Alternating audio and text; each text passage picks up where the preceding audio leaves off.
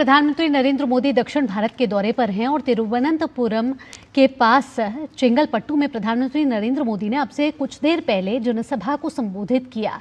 आपको बता दें कि तमिलनाडु में हाल ही में विधानसभा चुनाव आने वाले हैं। प्रधानमंत्री नरेंद्र मोदी दक्षिण भारत के दौरे पर और हाल ही में हमने देखा है कि कैसे बीजेपी ने कॉर्पोरेट इलेक्शन में एक बड़ी जीत यहां पर हासिल की है और कहा जा रहा है कि ये एक सीढ़ी है जहां जो केरल में चुनाव आने वाले हैं, विधानसभा चुनाव आने वाले हैं, उसमें एनडीए कैसे बढ़त हासिल कर सकती है। प्रधानमंत्री नरेंद्र मोदी ने यहाँ कई बड़ी बातों का जिक्र किया। उन्होंने कहा कि किस तरीके से अब जनता चाह रही है कि डीएमके की सरकार को अब साइड किया जाए और एनडीए की सरकार को वहां लाया जाए, क्योंकि जनता अब त्रस्त आ चुकी है। उन्होंने कहा कि 2014 में जब से केंद्र सरकार में एनडीए आई है, किस तरीके से तमिलनाडु के लिए बजट में बढ़ोतरी हुई है। साथ ही साथ प्रधानमंत्री ने कहा कि अगर उत्तर प्रदेश से भी कंपेयर किया जाए तो 7 गुना ज्यादा बजट, रेल बजट जो है वो तमिलनाडु को इस समय दिया जा रहा है। उन्होंने डीएमके की सरकार को कहा कि जनता डीएमके की सरकार को सीएमसी कह रही है। सीएमसी का अर्थ प्रधानमंत्री नरेंद्र मोदी ने कहा कि सी से करप्शन, एम से माफिया और सी से क्राइम। ऐसे में डीएमके की सरकार लगातार भ्रष्टाचार में ग्रस्त है। साथ ही साथ कैसे डीएमके का एक परिवार पूरा नियंत्रण करके इस समय बैठा हुआ है राज्य पर। प्रधानमंत्री नरेंद्र मोदी ने कहा कि उस परिवारवाद से भी जनता को मुक्ति दिलानी है और अब वक्त आ चुका है जब जनता विश्वास करने लग गई है कि किस तरीके से एनडीए को अब दक्षिण भारत में लाया जाए और वहां विधानसभा चुनाव में कैसे अब बढ़त हासिल की जाए। प्रधानमंत्री नरेंद्र मोदी ने यहाँ ये भी कहा कि वे काफ़ी प्रभावित हैं तमिलनाडु की संस्कृति से। और साथ ही साथ आपको बता दें कि आज पराक्रम दिवस है और पराक्रम दिवस के मौके पर प्रधानमंत्री नरेंद्र मोदी ने एक वीडियो संदेश दिया है। आइए आपको दिखाते हैं। नमस्कार। अंडमान निकोबार के उपराज्यपाल admiral DK Joshi ji, Netaji Subhash Chandra Bose INA trust के अध्यक्ष ब्रिगेडियर आरएस छिकारा जी, भारतीय स्वतंत्रता आंदोलन के सहभागी और आईएनए के शाश्वत पुरुष लेफ्टिनेंट आर माधवन जी, 23 जनवरी की ये गौरवशाली तारीख नेताजी सुभाष चंद्र बोस की जन्मजयंती, नेताजी का पराक्रम, उनका शौर्य, आज की ये तारीख हमें प्रेरणा भी देती है, हमें नेताजी के प्रति श्रद्धा भाव से भी भरती है। साथियों, बीते वर्षों में पराक्रम दिवस देश की राष्ट्रीय भावना का, नेशनल स्पिरिट का एक अभिन्न पर्व बन गया है। ये एक सुखद संयोग है कि 23 जनवरी को पराक्रम दिवस, 25 जनवरी को मतदाता दिवस, 26 जनवरी को गणतंत्र दिवस, 29 जनवरी को बीटिंग रिट्रीट और फिर 30 जनवरी को पूज्य बापू की पुण्यतिथि तक गणतंत्र का महापर्व मनाए जाने की एक नई परंपरा बन गई है। मैं इस अवसर पर आप सभी को और सभी देशवासियों को पराक्रम दिवस की अनेक अनेक शुभकामनाएं देता हूं।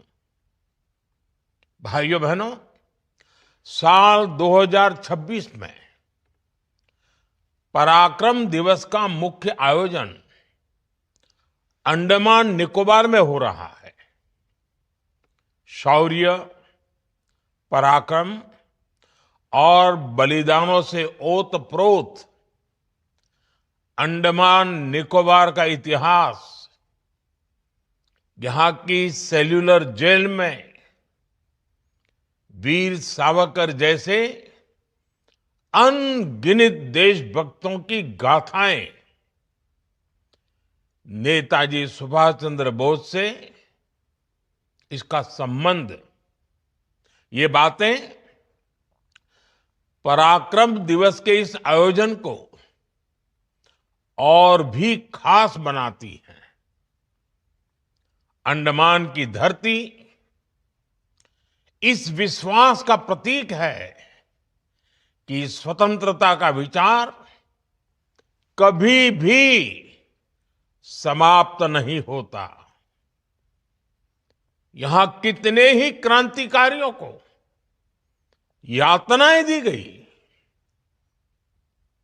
यहां कितने ही सेनानियों के प्राणों की आहुति हुई, लेकिन स्वतंत्रता संग्राम की चिंगारी बूझने की जगह और तेज होती चली गई। और उसका परिणाम यह हुआ कि अंडमान निकोबार की यही धरती आजाद भारत के प्रथम सूर्योदय की साक्षी बनी। 1947 से भी पहले 30 दिसंबर 1943 उस दिन यहां समंदर की लहरों को साक्षी रखते हुए भारत का तिरंगा फहराया गया। मुझे याद है साल 2018 में जब इस महान घटना के 75 साल हुए थे, तब 30 दिसंबर के ही दिन मुझे अंडमान में उसी स्थान पर तिरंगा फहराने का सौभाग्य मिला था। राष्ट्रगान की धुन पर समंदर के तट पर तेज हवाओं में लहराता वो तिरंगा जैसे आह्वान कर रहा था कि देखो, आज कितने अनगिनत स्वतंत्र सेनानियों के सपने पूरे हुए हैं। भाइयों बहनों, आजादी के बाद अंडमान निकोबार द्वीप समूह के इस गौरवशाली इतिहास को सहजा जाना चाहिए था, लेकिन उस दौर में सत्ता में पहुंचे लोगों के भीतर एक असुरक्षा की भावना थी। वो आजादी का श्रेय केवल एक परिवार तक सीमित रखना चाहते थे। इस राजनीतिक स्वार्थ में देश के इतिहास की उपेक्षा कर दी गई। अंडमान निकोबार को भी गुलामी की पहचान से जुड़ा रहने दिया गया। इसके द्वीप आजादी के 70 साल बाद भी अंग्रेज अधिकारियों के नाम से जाने जाते थे। हमने इतिहास के इस अन्याय को खत्म किया। इसलिए पोर्ट ब्लेयर आज श्री विजयपुरम बन चुका है। श्री विजयपुरम, ये नया नाम, ये पहचान नेताजी की विजय की याद दिलाती है। इसी तरह दूसरे अन्य द्वीपों के नाम भी स्वराज द्वीप, शहीद द्वीप और सुभाष द्वीप रखे गए। साल 2023 में अंडमान के 21 द्वीपों के नाम भी भारतीय सेना के जांबाज वीर पुरुष 21 परमवीर चक्र विजेताओं के नाम पर रखे गए। आज अंडमान निकोबार के गुलामी के नाम मिट रहे हैं। आजाद भारत के नए नाम अपनी पहचान बना रहे हैं।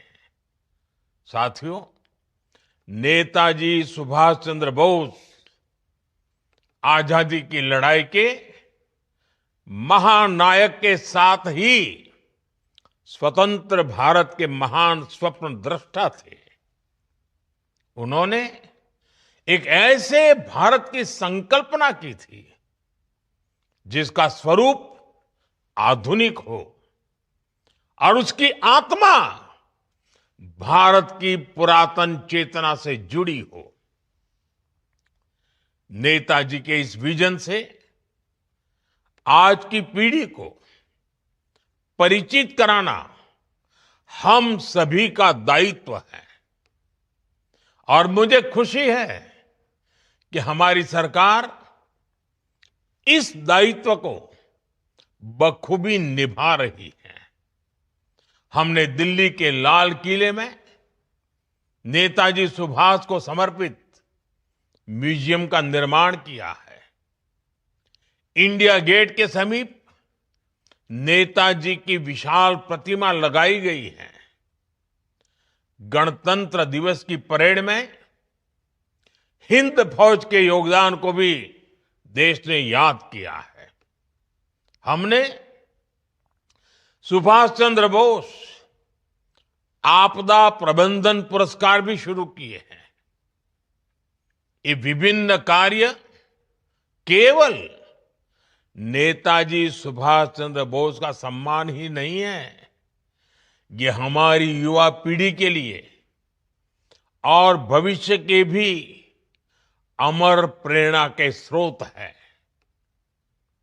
अपने आदर्शों का ये सम्मान, उनसे प्रेरणा, यही विकसित भारत के हमारे संकल्प को ऊर्जा और आत्मविश्वास से भर रहा है। साथियों, एक कमजोर राष्ट्र का अपने लक्ष्यों तक पहुंचना मुश्किल होता है।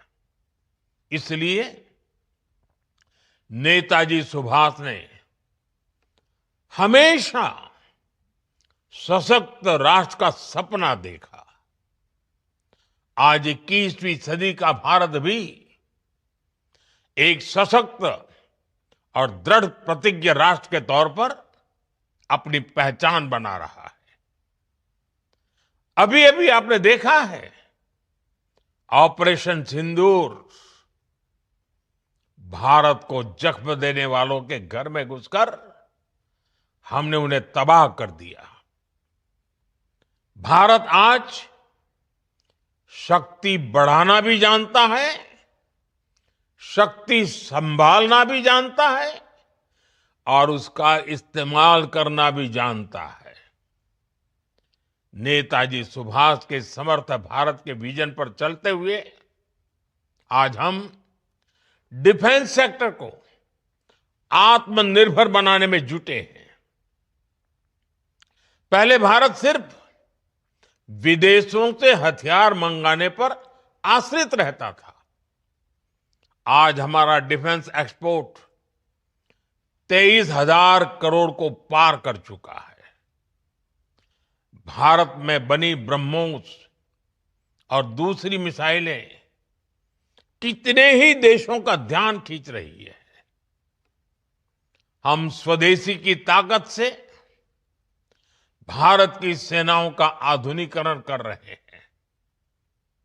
भाइयों बहनों, आज हम 140 करोड़ देशवासी विकसित भारत के संकल्प के लिए एकजुट होकर काम कर रहे हैं। विकसित भारत का ये रास्ता आत्मनिर्भर भारत अभियान से मजबूत होता है। इसे स्वदेशी के मंत्र से ताकत मिलती है। मुझे विश्वास है, विकसित भारत की इस यात्रा में पराक्रम दिवस की प्रेरणा हमें निरंतर इसी तरह बल देती रहेगी। मैं एक बार